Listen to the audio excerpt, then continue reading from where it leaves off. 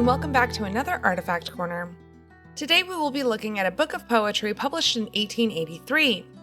This is the Selections from the Poetical Works of Robert Browning, and most likely belonged to either our Frances Delord Webb Hall or her husband, Frances Bloodgood Hall. Robert Browning was a hugely popular poet in the Victorian period, and his works have influenced many other famous poets. Robert led an amazing life and was a very fascinating guy. Let's learn a bit more about the life of Robert Browning. Robert was born in Walworth in the parish of Camberwell, Surrey, on May 7, 1812.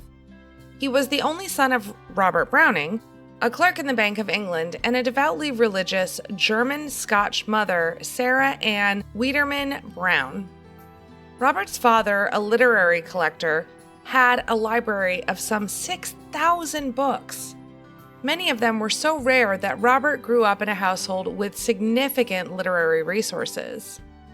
His mother, to whom he was close, was a devout nonconformist and a talented musician. Robert was homeschooled for the bulk of his education, and his father was one of his tutors.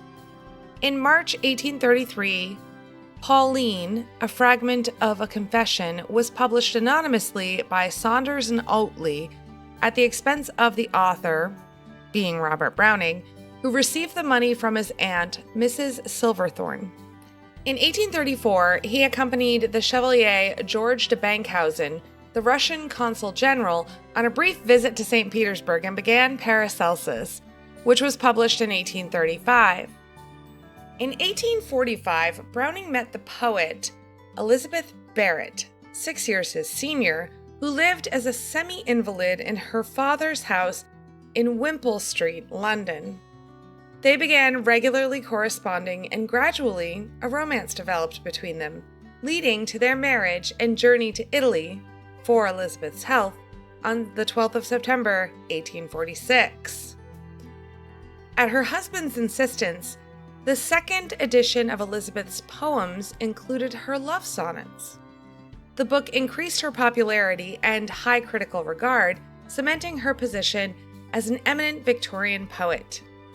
Upon William Wordsworth's death in 1850, she was a serious contender to become poet laureate, the position eventually going to Alfred Lord Tennyson.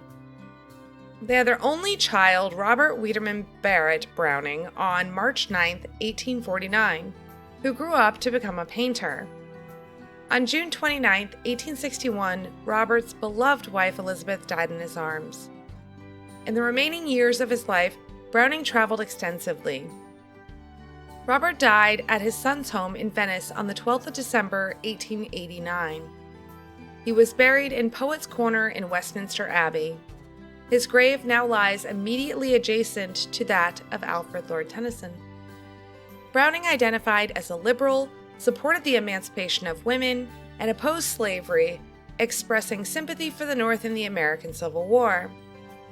He was also an animal rights activist and a stalwart opponent of anti-Semitism. By his death in 1889, he was seen as a sage and philosopher poet who had fed into Victorian social and political discourse. Societies for studying his work survived in Britain and the US well into the 20th century. This book is in quite good condition given it's 143 years old. Robert Browning was an incredibly fascinating man who feels like he was very much ahead of his time. We are so lucky to have this beautiful book in our collections. Thanks so much for stopping by.